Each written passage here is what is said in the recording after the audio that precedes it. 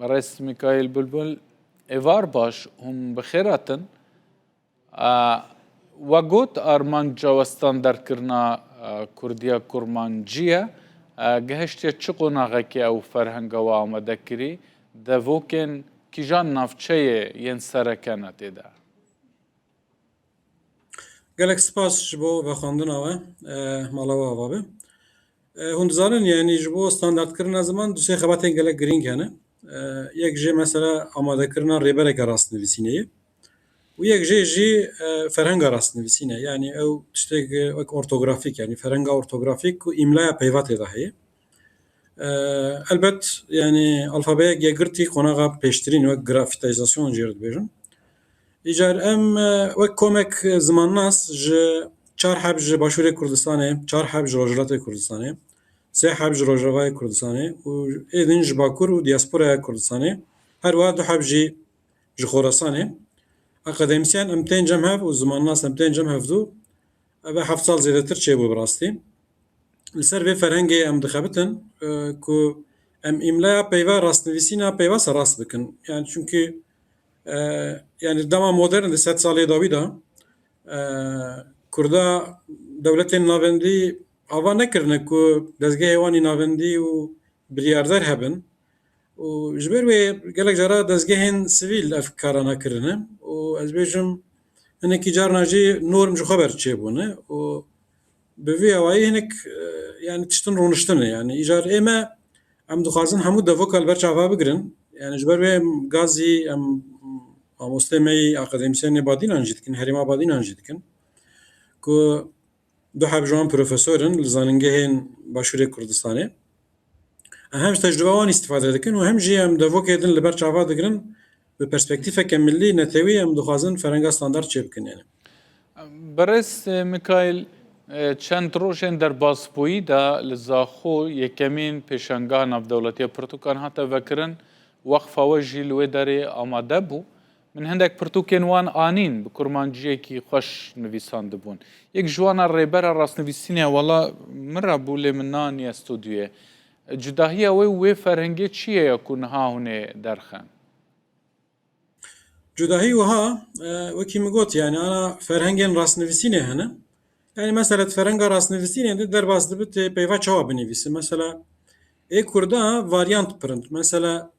peyva em bêjin li gor herêma peyva wenda bo nimûne hinek dibêjin wenda, hinek dibêjin winda, hinek dibêjin hunda, hinek dibên inda, hinek dibên minda.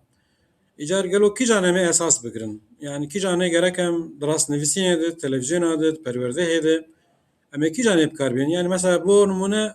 peyva kîvroşk me ji qasî 35 varyantê wê hene. Kîvroş, kevroş, kîviroş, kerguh, kergoş. Qasî 35 awayê cuda nivîsînê hene. Em ê kîjan ê rast qebûl bikin? Di televizyona de, di rojnama de, di perwerdeyê de, kitêba de, di mifredatê de.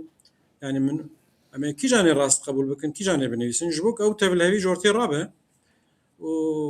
ziman standardîze bibe ferhengên rastnivîsînê hene. Îja ew tiştek cenabê te behs kir gek dildar. Ew ferhenga rastnivîsî rêbera rastnivîsînê ew jî dinivîse ku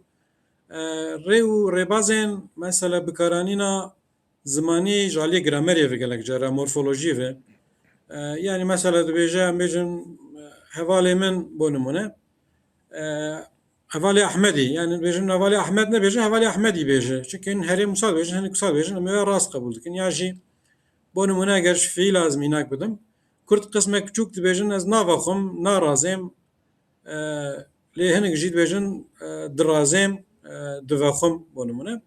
Em ê kîjan ê rast qebûl bikin? Çünkü form pirin, varyasyon pirin ji aliyê gramerê ve jî wisa ye. Îcarê lazim e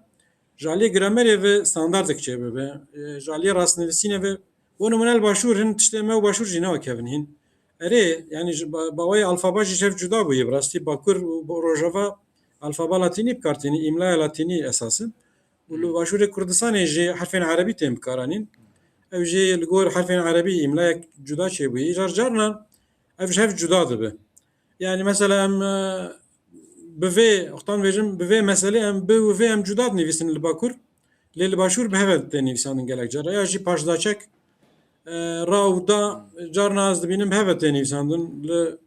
فرق دکرد نبره باشور باکوری جا ما بس کاک جوی میکایل خبرتا ما او کو هەواڵێن بله من ئەv ئانی ئەv پرتوک نزانم کات من دبینیان نه پرتوکێکی سۆران باش ئیواوێشینە قەیوە فەرهەنگاوێ بەروڤژ چێکریە فەرهەنگا نەها شینە ئەv دەر سۆرارێ راست پرتوکێکی راست خۆش انا حالی داویه راستی gelek بله xweş hatiye nivîsandin û rastnivîsekî baş e bۆ çapkirina wê rastî jî ya herî zêde bala mikişand ev ewa we ye nîşana we Mezopotamya Waqfê gelekî xweşek e tiştekî kurdewarî ye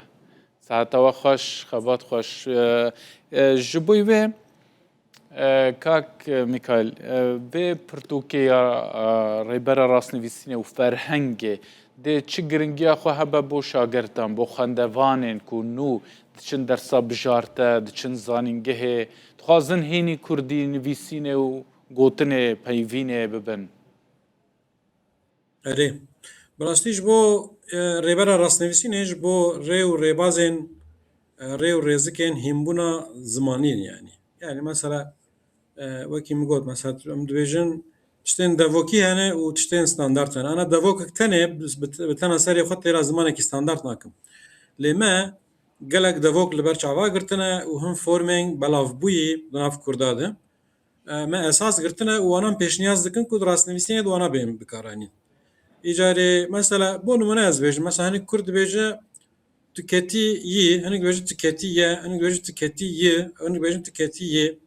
hinek jî dibêjin tu yê ketî yani mesela me standard dikil bijartî em dibêjin noqta te nivîsan li gor van binivî li gor vê standardê binivîs